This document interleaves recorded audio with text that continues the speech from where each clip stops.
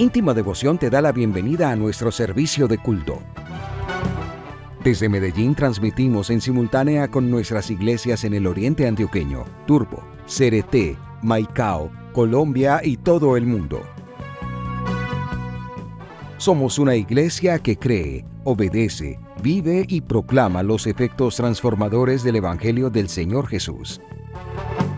Nos reunimos para vivir un tiempo de alabanza y adoración, compartir con la iglesia infantil, predicar y difundir la palabra de Dios. Visita nuestro sitio web, descarga nuestra aplicación y síguenos en las redes sociales. Año 2024. Viviendo para Jesús.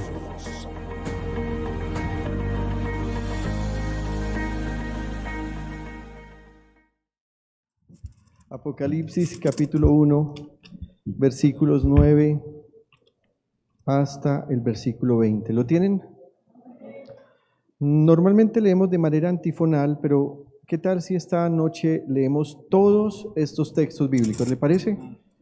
Acompáñeme por favor y leemos en el nombre de nuestro Señor Jesús. Yo, Juan, hermano de ustedes y compañero en el sufrimiento, en el reino y en la perseverancia que tenemos en unión con Jesús, estaba en la isla de Patmos por causa de la palabra de Dios y del testimonio de Jesús. En el día del Señor vino sobre mí el Espíritu y oí detrás de mí una voz fuerte, como de trompeta, que decía: escribe en un libro lo que veas y envíalo a las 7 iglesias, a Éfeso, a Esmirna, a Pérgamo, a Tiatira, a Sardis, a Filadelfia y a la Odisea. Me volví para ver de quién era la voz que me hablaba, y al volverme vi 7 candelabros de oro. En medio de los candelabros estaba alguien semejante al Hijo del Hombre, vestido con una túnica que le llegaba hasta los pies y ceñido con una banda de oro a la altura del pecho. Su cabellera lucía blanca como la lana, como la nieve, y sus ojos resplandecían como llama de fuego. Sus pies parecían bronce al rojo vivo en un horno, y su voz era tan fuerte como el estruendo de una catarata. En su mano derecha tenía 7 estrellas, y de su boca salía una aguda espada de 2 filos. Su rostro era como el sol cuando brilla en todo su esplendor.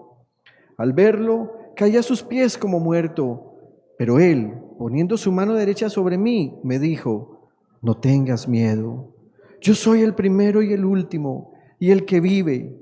Estuve muerto, pero ahora vivo por los siglos de los siglos, y tengo las llaves de la muerte y del infierno.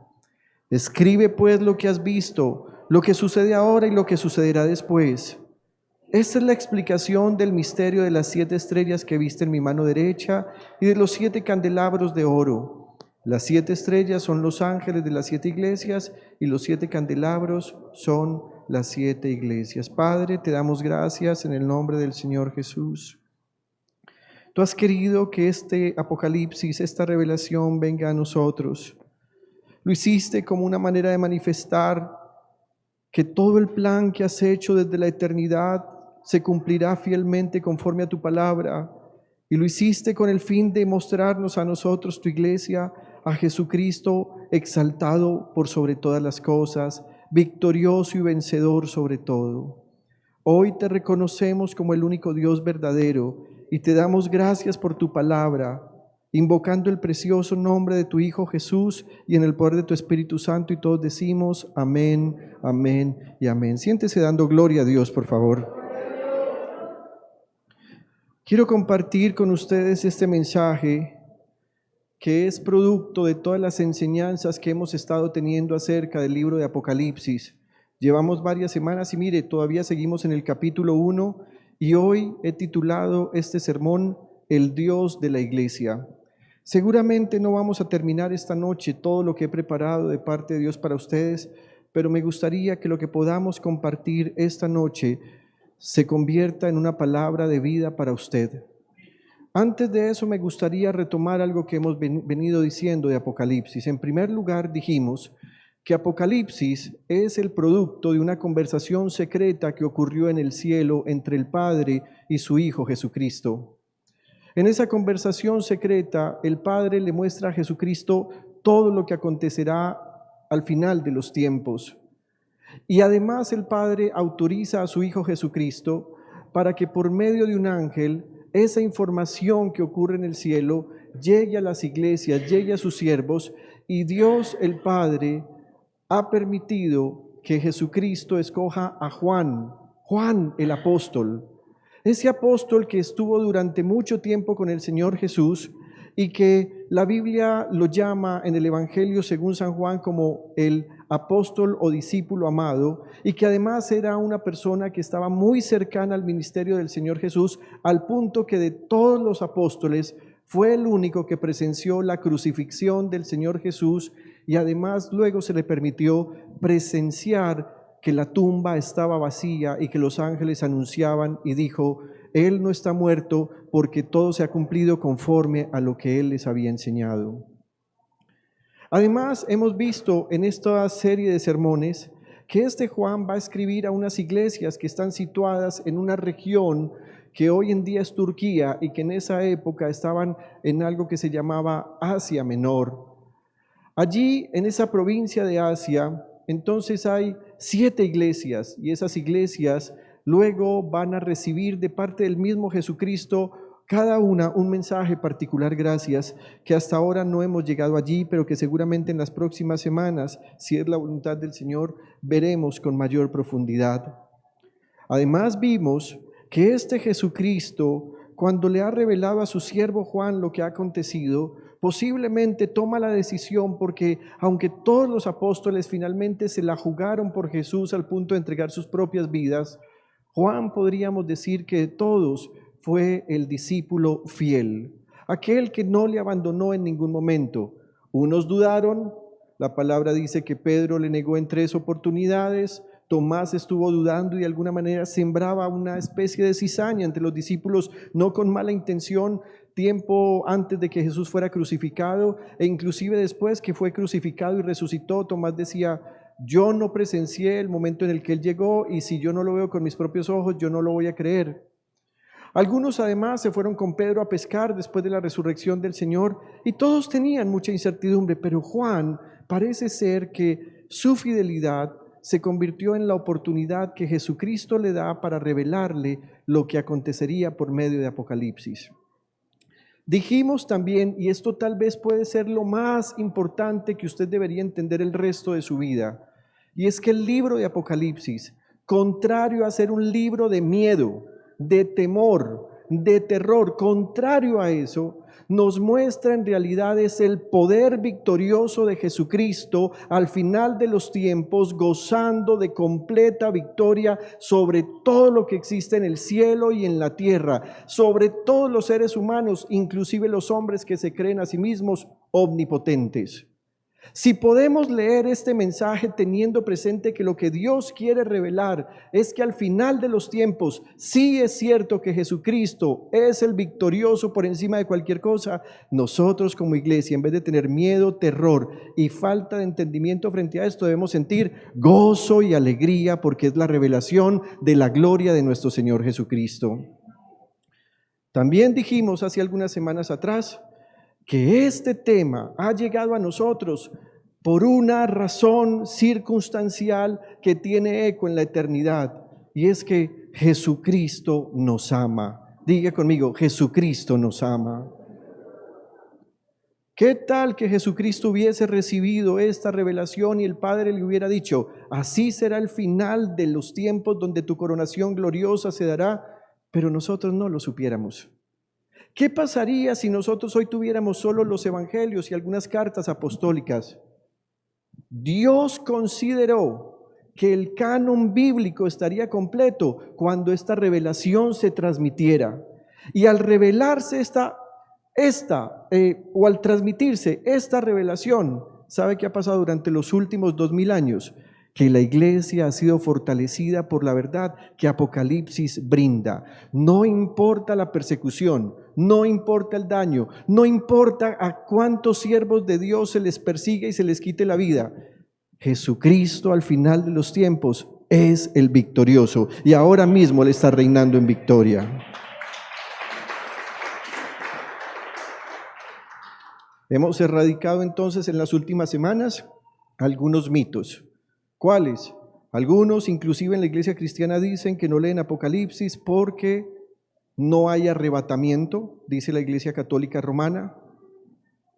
Otros dicen que esto, cuando alguien lo lee, enloquece y perturba. 3, que estos hechos son producto de las heridas que Juan recibió cuando fue metido en una gran caldera con aceite y que entonces él empezó a alucinar con estas cosas.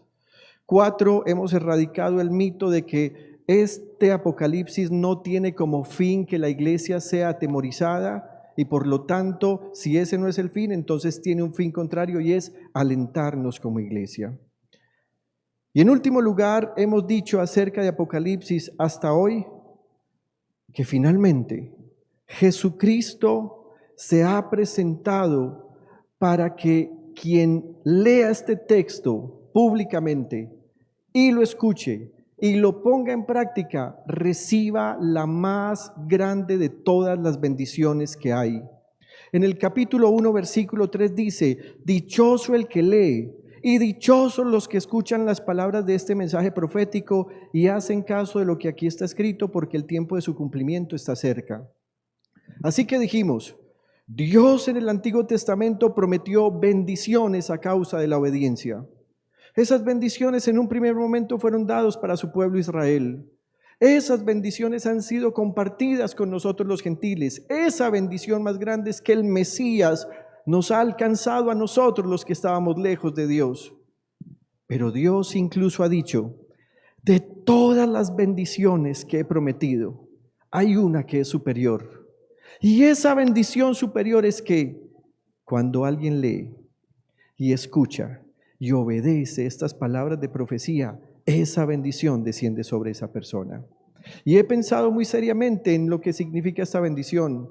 Y hasta hace algunos años, nuestros hermanos cristianos, cuando estaban a punto de partir con el Señor, ellos partían en bendición, partían en gozo, sonreían en el momento en que estaban muriendo por una razón.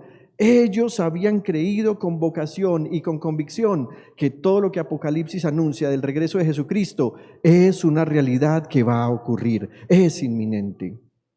Es por eso que Dios nos ha movido como pastores en esta iglesia a traer este estudio. Y por eso, al llegar a estos versículos 9 al 20, quiero compartir con ustedes este mensaje que, como ya les dije, he titulado El Dios de la Iglesia. Y quiero empezar contándoles algo que hace algún tiempo atrás ocurrió. Unos hermanos de la iglesia me recomendaron ver un documental que transmitió un canal muy reconocido a nivel mundial. Efectivamente, me programé para ver el documental y mientras veía y escuchaba lo que allí se presentaba como una gran prueba contra la fe cristiana y desde donde se anunciaba que ahora el cristianismo había llegado a su final, fue imposible no experimentar una mezcla de sentimientos sin reacción. Paréntesis. Ese tipo de sentimientos sin reacción pueden ser muy dañinos. Yo no tenía con quién reaccionar, yo no podía pelear con el productor de la televisión que había hecho ese documental, yo no podía pelear con las personas que estaban entrevistando. ¿Qué me tocó hacer? Tragarme mis sentimientos. Cierro el paréntesis. Por un lado, sentí profundo enojo, sentí molestia, sentí indignación, pero después sentí que esos sentimientos fueron cambiando a que yo empezara a tener una mayor esperanza por la fe que Dios dispuso para su iglesia en Cristo Jesús. ¿Y por qué empecé a tener una mayor esperanza mientras estos hombres insultaban, denigraban, impugnaban la palabra de Dios, impugnaban a Jesucristo, se burlaban de Él e inclusive, por primera vez, no estaban negando su existencia, pero sí lo estaban insultando? ¿Por qué sería que pasé a un sentimiento de esperanza? Por una razón. Porque eso fue lo que anunció el Señor Jesús que ocurriría con el mensaje de su evangelio. Usted tal vez quiera saber el porqué de mi molestia, enojo, indignación, y le compartiré la razón.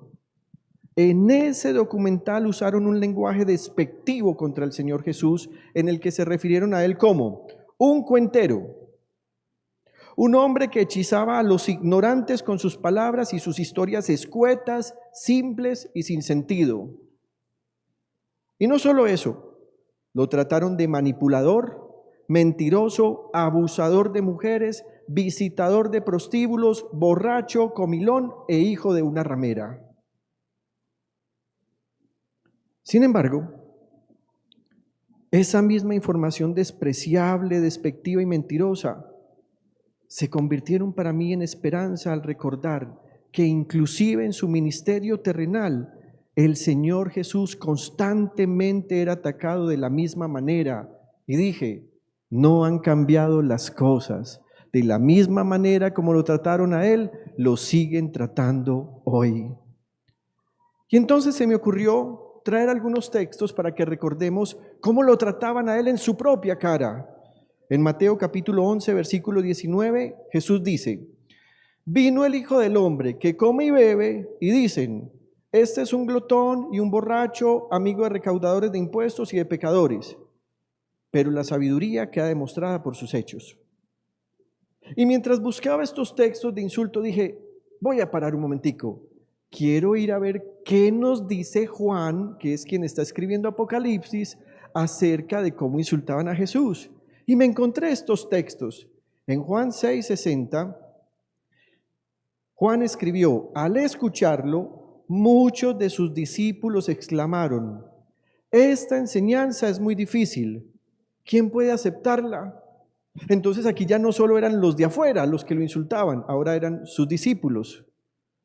En Juan 7:12 dice, entre la multitud corrían muchos rumores acerca de él. Unos decían, es una buena persona. Otros alegaban, no, lo que pasa es que engaña a la gente. En Juan 8:12 dice, una vez más Jesús se dirigió a la gente y les dijo, yo soy la luz del mundo, el que me persigue no andará en tinieblas, sino que tendrá la luz de la vida. Repito, una vez más Jesús se dirigió a la gente y les dijo, yo soy la luz del mundo, el que me sigue no andará en tinieblas, sino que tendrá la luz de la vida. Y mire lo que le contestaba a la gente cuando él decía esas cosas maravillosas. ¡Ja!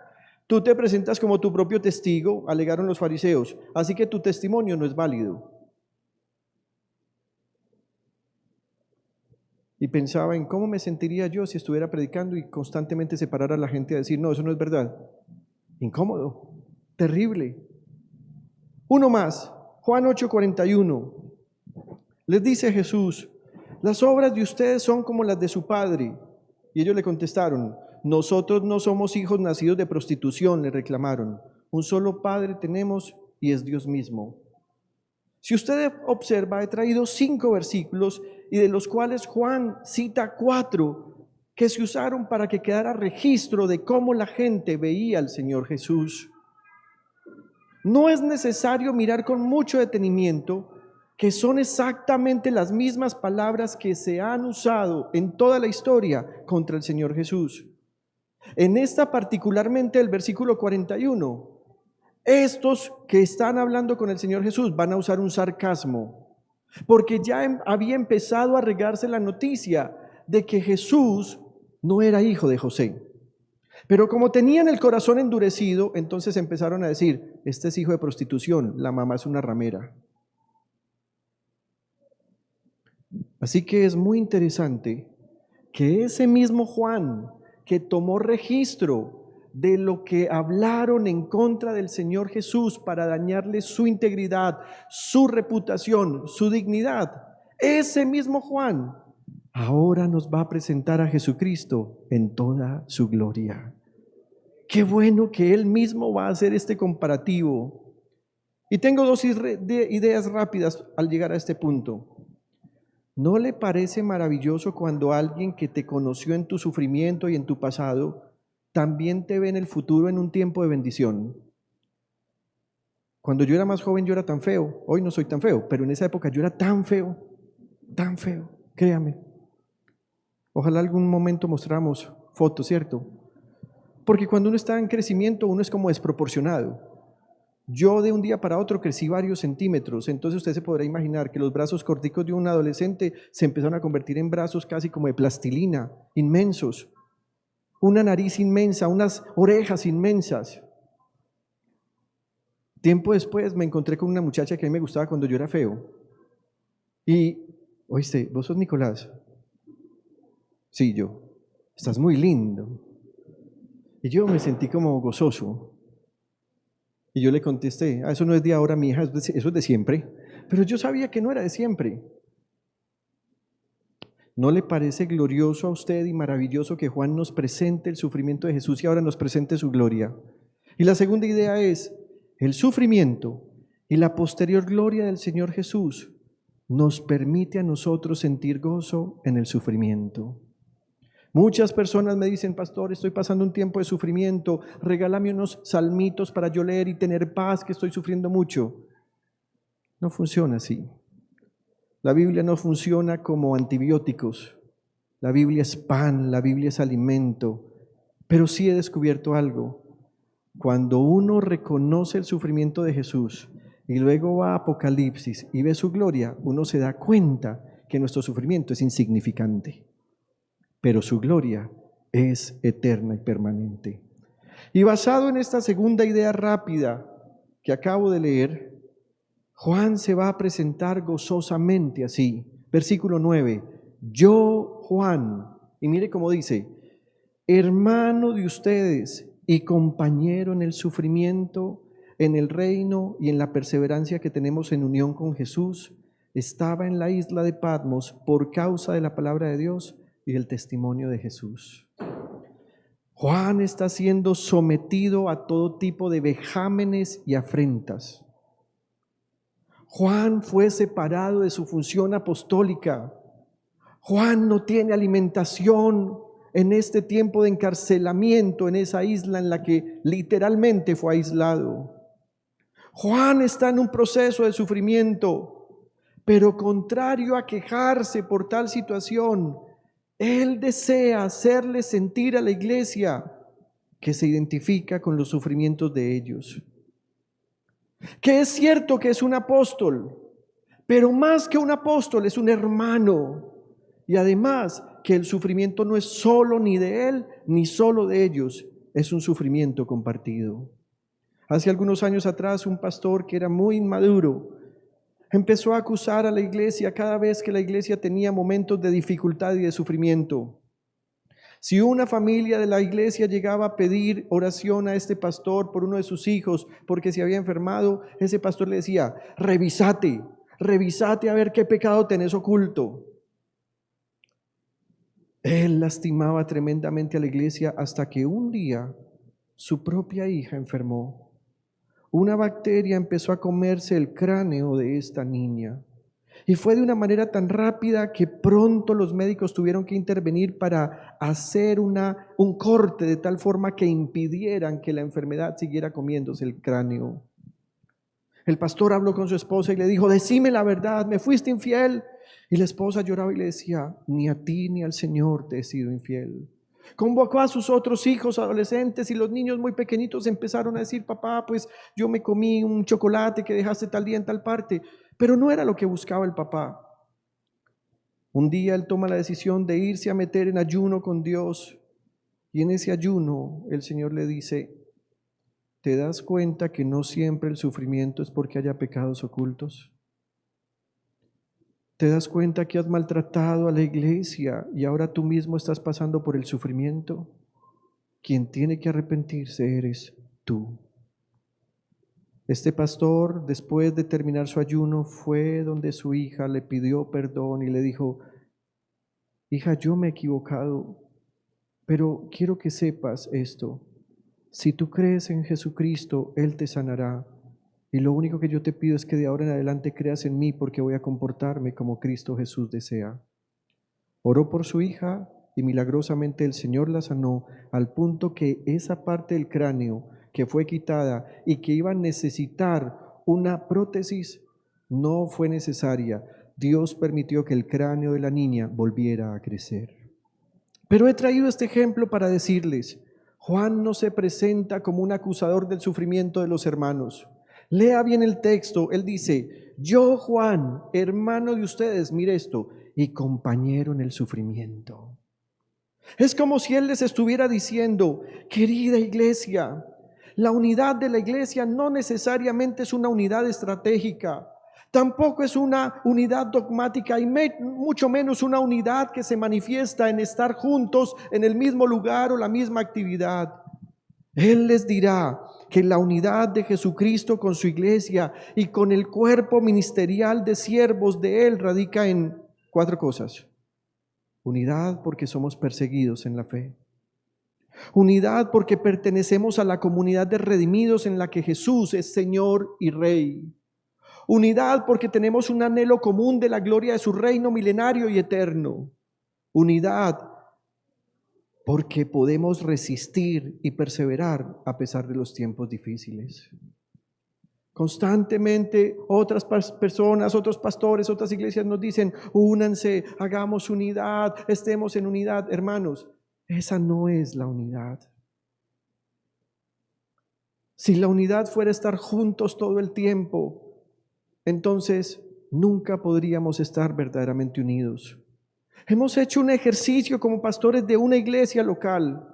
En 20 años nunca hemos tenido un culto en el que la iglesia esté completa. Nunca. ¿Por qué? Porque un fin de semana se enferma uno y al otro fin de semana se enferma otro. Porque un fin de semana unos salieron de vacaciones y otros estuvieron. ¿Se imagina donde la unidad de la iglesia dependiera de que estuviéramos juntos? ¿Se imagina donde la unidad de la iglesia dependiera que tuviéramos que construir edificios para vivir solos nosotros como cristianos? Juan presenta la unidad de la iglesia bajo estos 4 conceptos y por eso les dice: yo, Juan, hermano de ustedes y compañero en el sufrimiento. Juan está diciendo: ustedes y yo estamos sufriendo lo mismo que nuestro Señor Jesucristo sufrió.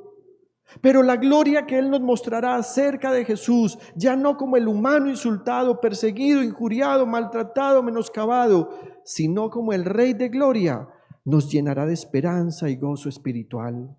Así que Juan tiene un propósito: voy a escribir lo que se me reveló, porque tal vez yo no vuelva a regresar a las iglesias donde ministraba, pero no importa que yo no regrese. Este mensaje les mostrará que Jesucristo permanece fiel y que así como Él sufrió y nosotros estamos sufriendo, también tendremos una gloria compartida con Él. Querida iglesia, es posible que la mayoría de ustedes no haya sufrido por causa del Evangelio de Jesucristo. Y si alguno de ustedes ha sufrido, ese sufrimiento ha sido mínimo y pasajero. Quiero anunciarle de parte de Dios esta noche que sí viene un tiempo y está acercándose con paso firme y rápido en el que la iglesia sentirá sufrimiento. No estoy hablando de sufrimiento por causas económicas. Estoy hablando de sufrimiento por persecución por causa del Evangelio de Jesucristo. En la primera carta que escribió el apóstol Pedro, en el capítulo 2, versículos 19 al 21, él dice esto: porque es digno de elogio que por sentido de responsabilidad delante de Dios se soporten las penalidades aún sufriendo injustamente. Pero ¿cómo pueden ustedes atribuirse mérito a algunos si soportan que los maltraten por hacer el mal? Sería ilógico que nosotros dijéramos: ve, un hermano está sufriendo porque se pasó un semáforo en rojo y el guardia de tránsito lo partió. Eso sería ilógico. Él tiene que pagar eso. ¿Por qué? Porque él hizo lo incorrecto. Sería ilógico que nosotros dijéramos que estamos sufriendo persecución porque un hermano de la iglesia fue llevado a la cárcel porque él estaba robando en su empresa. Sería injusto que oráramos acá: oh Señor, líbranos de esta persecución, mira cómo nos meten a la cárcel. Eso sería incorrecto. Entonces Pedro va a decir: en cambio, si sufren por hacer el bien, eso merece elogio delante de Dios. Y luego va a anunciar lo que nos toca vivir. Para esto fueron llamados, porque Cristo sufrió por ustedes, dándoles ejemplo para que sigan sus pasos. Así que es como si Pedro estuviera diciendo: de la misma manera como se comportó Cristo en el sufrimiento, aprendan para que cuando les toque a ustedes el sufrimiento, se comporten como Él se comportó. Pero también quiero anunciar que ese sufrimiento no será el final. Por el contrario, será un tiempo glorioso en el que cada uno de los creyentes en el mundo mostrará cuál es el fundamento de su fe y además será el paso obligatorio antes de recibir gloria de parte del Señor. No recibirá nadie gloria de parte del Señor si antes no pasa por el mismo sufrimiento que sufrió Cristo, y ese sufrimiento es persecución por causa del Evangelio. Mire lo que dice el apóstol Pablo escribiendo tal vez la última carta de su vida. En 2 de Timoteo capítulo 2 versículos 7 al 13 dice: considera lo que digo y el Señor te dé entendimiento en todo. Acuérdate de Jesucristo. Paremos un momento. El Espíritu decía por boca del apóstol: querido amigo, concentre su mente, piense, deseche todo mal recuerdo y más bien use su mente para esto. Acuérdate de Jesucristo. No es pensar en Él, es pensar en quién es Él, lo que Él ha pasado, pero también lo que Jesucristo está viviendo desde la gloria de su Padre. Y dice Pablo: acuérdate de Jesucristo, del linaje de David, resucitado de los muertos conforme a mi evangelio. Y Pablo dice: en el cual sufro penalidades, hasta prisiones a modo de malhechor, mas la palabra de Dios no está presa. Por tanto, todo lo soporto por amor de los escogidos, para que ellos también obtengan la salvación que es en Cristo Jesús, con gloria eterna. Palabra fiel es esta: si somos muertos con Él, también viviremos con Él. Y mire esto: si sufrimos, también reinaremos con Él. Si le negáremos, Él también nos negará. Y si fuéramos infieles, ahí ya no es igual. Él permanece fiel, Él no puede negarse a sí mismo. De este reino del que hablan los santos apóstoles y Jesucristo habló diciendo: vamos a reinar con Él solo si también sufrimos con Él. Es de ese mismo reino en el que Juan está diciendo: yo, Juan, hermano y compañero de ustedes, en el sufrimiento y en el reino. Juan entonces ahora nos va a decir: ¿quieren saber cómo es aquel del cual debemos acordarnos todo el tiempo? Y va a empezar a hacer una narración de cómo es Jesucristo. Hace algunos años atrás trabajé para una compañía. Éramos obreros, era una empresa de manufactura. Y un día me vino una pregunta que no supe responder en ese momento y que desearía devolverme en el tiempo para contestarla de manera correcta. Un hombre me dijo: ¿cierto que Jesucristo era muy feo? Y le dije: ¿por qué lo afirmas? Porque es que la Biblia en Isaías 53 va a hacer una narración de cómo es Él y dice que es despreciado, que en Él no hay apariencia, que en Él no hay parecer ni hermosura. Yo le dije: bueno, lo que Isaías está viendo es la forma humana como Jesucristo quedó después de ese sufrimiento en el que fue azotado, golpeado, crucificado. Es a eso a lo que se refiere. Lo que sí le dije es: pero en el Salmo 45 dice de Él que Él es el más hermoso de los hijos de los hombres. ¿Saben qué lamento? No haber tenido comprensión de estos textos de Apocalipsis para haberlo dirigido a Él, porque lastimosamente inclusive muchos cristianos se han quedado viendo a Jesucristo como un hombre sufrido que parece una llaga caminante. Hermanos, ese Jesucristo que sufrió en la cruz, que fue clavado, que su costado fue traspasado, que fue coronado con espinas, que fue azotado tan violentamente, ese Jesucristo no se quedó así. Ese Jesucristo ahora está vestido de gloria y de majestad. Y Juan nos va a decir cómo es Jesucristo hoy en día. ¿Quiere saber usted cómo es Jesucristo hoy en día? ¿Lo quiere saber? En primer lugar, tiene una voz solemne. Versículos 10 y 11.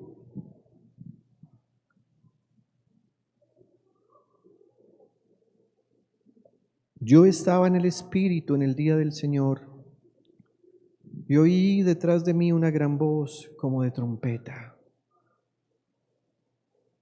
que decía: yo soy el Alfa y la Omega, el primero y el último.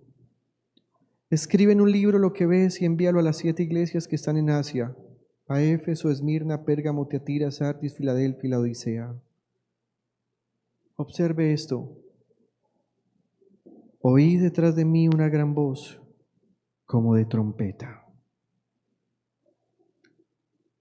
En Apocalipsis vamos a encontrar que la narración que quiere hacer Juan es tan perfecta y tan delicada que en muchos pasajes él nos dice lo que se escucha en el ambiente, las alabanzas que se cantan, lo que se percibe desde el sentido de la audición. Y aquí Juan no tiene cómo comparar su voz, pero nos está diciendo que su voz es solemne, fuerte, potente. Y va a usar una figura que era usada en la antigüedad como una manera de anunciar que se estaba en peligro o como una manera de anunciar que Dios convocaba a su pueblo para que viniera a su presencia. Juan no está tratando de decirnos que la voz del Señor tiene sonido de trompeta. Él no nos está tratando de decir eso. Él usa una figura que es lo más parecido que encuentra. Él dice, como de trompeta. Y más que decirnos que la voz tiene la tonalidad y afinación de una trompeta, lo que Él nos está diciendo es que en el antiguo tiempo las trompetas eran usadas para señalar los días solemnes delante de Dios. Así que Juan nos va a decir, es una voz potente, gloriosa, pero cuando se escucha, todo el mundo guarda silencio ante esa voz solemne. Y me gustaría que recordáramos un poquito lo que la Biblia nos dice acerca de las trompetas. La Biblia nos dice en el libro de Números que cuando una trompeta sonaba, cada miembro del pueblo o de la nación de Israel debía interpretar qué significaba el sonido de la trompeta y debía apurarse a actuar. En Números capítulo 10, versículos 1 al 4 y luego saltamos del 9 al 10, la Biblia nos dice lo siguiente. El Señor le dijo a Moisés, hazte 2 trompetas de plata labrada. Imagínese por un momento 2 trompetas de plata labrada. Piense en ellas, brillantes, de plata. Y úsalas para reunir al pueblo acampado y para dar la señal de ponerse en marcha. Ahí van 2 objetivos, reunirlos y marchar. Haga de cuenta que era como una alarma en la que varias personas se pusieron de acuerdo para que a cierta hora se despierten porque van a empezar un viaje. Si alguna vez usted ha viajado por carretera, usted le dice a su familia, bueno, vamos para la costa, salimos a las 4 de la mañana. ¿Qué debería hacer toda la familia? Poner el reloj a la misma hora para levantarse para poder salir. Y Dios dijo, muy bien, entonces lo que vamos a hacer es que vamos a labrar 2 trompetas para que hagan esto. Cuando esas trompetas suenen, entonces el pueblo acampado se va a reunir y además va a ser señal para cuando tengamos que empezar a marchar. Pero Dios dice, cuando ambas trompetas den el toque de reunión, toda la comunidad se reunirá contigo a la entrada de la tienda de reunión. Este ejercicio ya lo habíamos hecho tiempo atrás. Bernardo, ¿tú sabes cómo suena una trompeta? ¿Podrías imitar su sonido con tu voz? Alguien que pudiera imitar el sonido de una trompeta. Jorge Soler, ustedes los venezolanos les encantan las trompetas. ¿Sería capaz usted de tratar de hacer el sonido de una trompeta? Ay, no, va a tocar con las mujeres. Elmer sí, Elmer no falla. Espere. Necesito otra trompeta. Omar, ¿es capaz de hacer un sonido de trompeta? Gabriel, ¿listo? Listo. Cuando yo cuente 1, 2, 3, cuá, ustedes van a sonar, los dos. 1, 2, 3, cuá.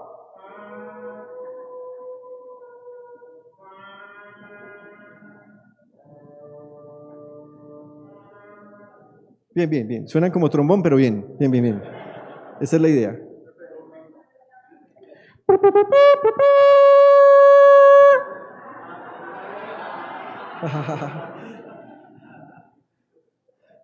Elmer, ayúdame con eso. Gabriel. 1, 2, 3. Listo, así suenan las trompetas. Ahora bien, mire lo que dice. Cuando ambas trompetas den el toque de reunión, toda la comunidad se reunirá contigo a la entrada de la tienda de reunión. Luego viene otra instrucción.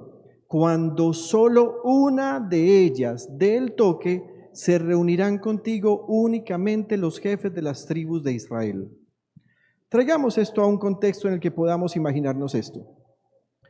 Si suenan las dos trompetas, todos nos reunimos. Si suena una sola trompeta, solo nos reunimos con los líderes de ministerios. Así que hagamos un ejercicio y ustedes van a decir quiénes nos reunimos.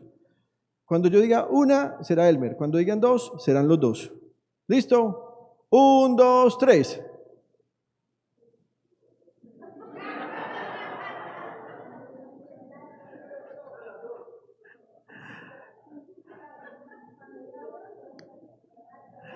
Un, dos, tres.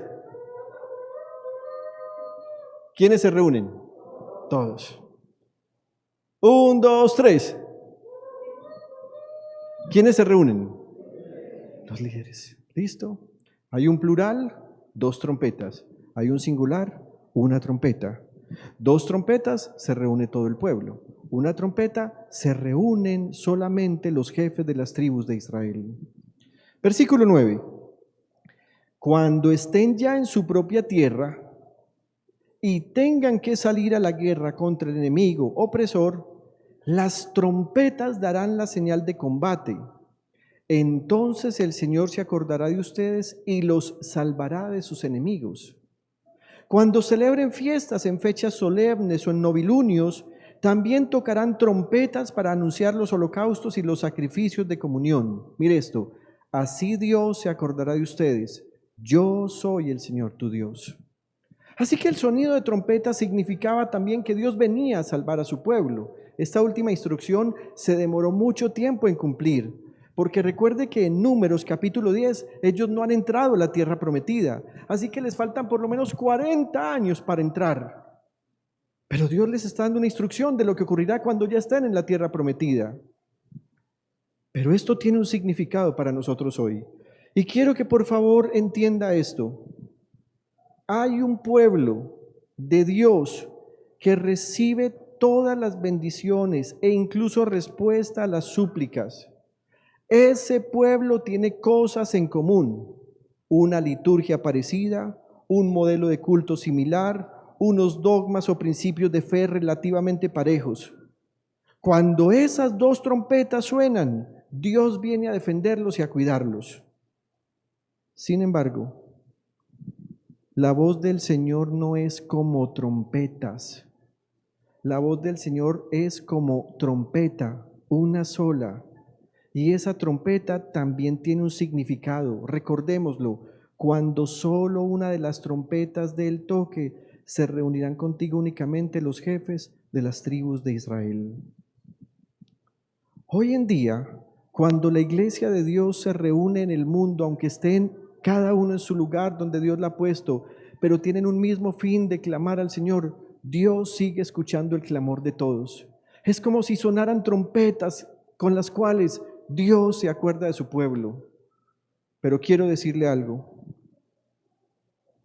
Esta trompeta, que es una sola, será escuchada solo por los que constantemente piensan y predican que está a punto de sonar una trompeta en la que Dios reunirá a los que se tomaron en serio el mensaje del Evangelio de Dios.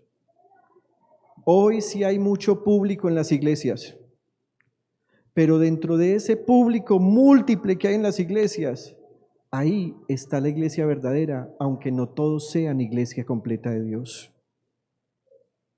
Hoy hay muchos que están infiltrados en las iglesias porque les encanta venir a clamar a Dios pidiendo milagros, pero no se han tomado en serio el mensaje del Evangelio y no han reconocido que Jesucristo volverá y que el reino es en la eternidad y no aquí. Hoy hay muchos que no han descifrado ni discernido lo que la palabra dice acerca de quién es Jesucristo. Así que ellos lo único que quieren es autosatisfacerse por medio de ceremonias espirituales con dogma cristiano para tener paz y tranquilidad. Pero cuando esos mismos que reciben bendición de parte de Dios, porque Dios sí escucha el clamor de todo su pueblo, y Jesús dijo que el Padre envía lluvia sobre todos, buenos y malos, hace salir el sol sobre justos e injustos, un día llegará en el que solo un grupo reducido de personas que se llama la iglesia verdadera escuchará una trompeta, y esa trompeta es la voz de Jesucristo que los convoca para que estén para siempre con Él. Hay una iglesia verdadera y hay una iglesia apóstata, y aunque hoy en día estén juntas, solo la iglesia verdadera escuchará una trompeta que es la voz de Jesucristo. Esa trompeta se escuchará una sola vez, y por eso el apóstol Pablo dijo: el Señor mismo descenderá del cielo con voz de mando, con voz de arcángel, mire esto, y con trompeta de Dios. No dice con trompetas, con trompeta de Dios. Cuando Jesucristo regrese, no todo el mundo escuchará su voz. Cuando Jesucristo regrese, no todo el que dice ser iglesia escuchará la voz de Dios. Cuando Jesucristo regrese, solo la iglesia verdadera en la que reposa el Espíritu Santo escuchará esa voz de trompeta y se reunirá con el Señor para siempre. Y Pablo dice: y los muertos en Cristo resucitarán primero, y luego los que estemos vivos, los que hayamos quedado, seremos arrebatados junto con ellos en las nubes para encontrarnos con el Señor en el aire. Mire esto: y así estaremos con el Señor para siempre. Por lo tanto, anímense unos a otros con estas palabras.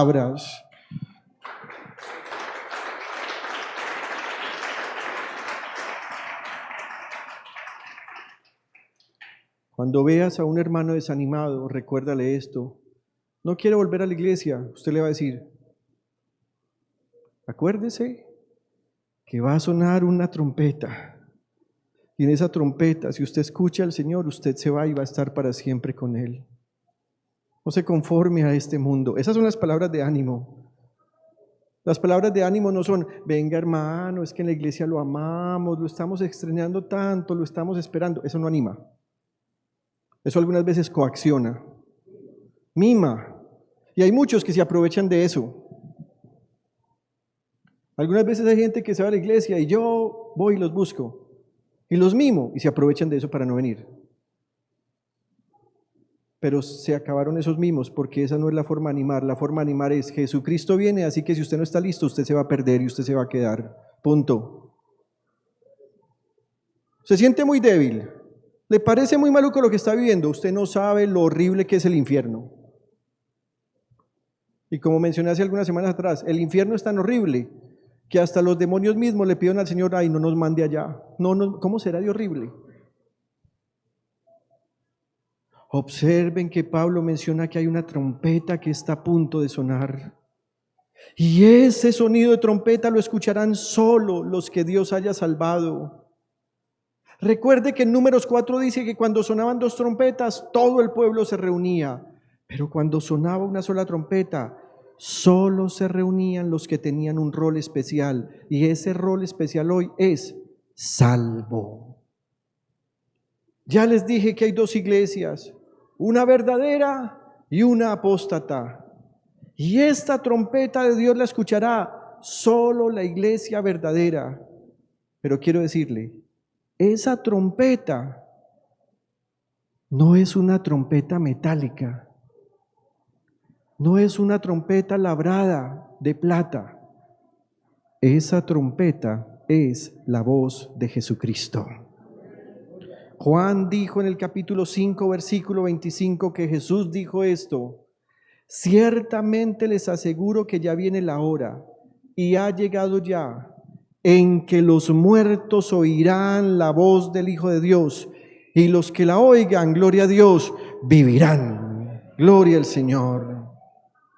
Así que la solemne voz de Jesucristo resuena como trompeta, retumba al punto que la muerte se ensordece, mientras la iglesia verdadera recibe vida. ¿Cómo es la voz de Jesucristo? Recuérdelo para siempre. Es una voz solemne. Padre, te damos gracias en el nombre de Jesús el Señor.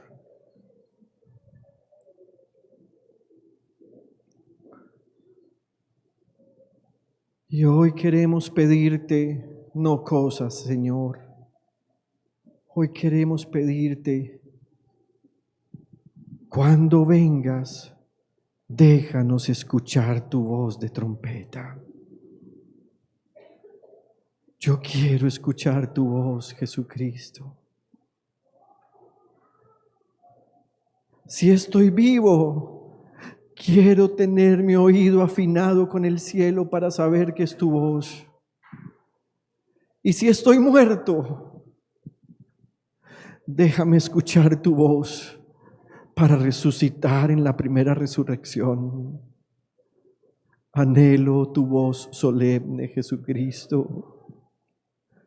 Anhelo tu voz potente y gloriosa. Jesucristo, qué hermosa voz tienes. A ti no se te atragantan las palabras al hablar. Tú no titubeas al hablar. Tu voz solemne se escucha. Y tú mismo decidiste que aunque esta voz solemne se pueda escuchar en el cielo y en la tierra, en el día de tu regreso la escuchará solo la iglesia que permanece en la fe. Ayúdanos a permanecer en la fe, Jesús de Nazaret, y danos la gloria de escuchar tu voz. Jesucristo, tú eres el testigo fiel, el primogénito de entre los muertos. Estuviste muerto, pero has resucitado. Y hoy tu voz es la voz solemne y potente que se escucha desde el cielo. Te adoramos a ti y te damos gracias. En el nombre de Jesús y en el poder de tu Espíritu Santo. Amén, amén y amén.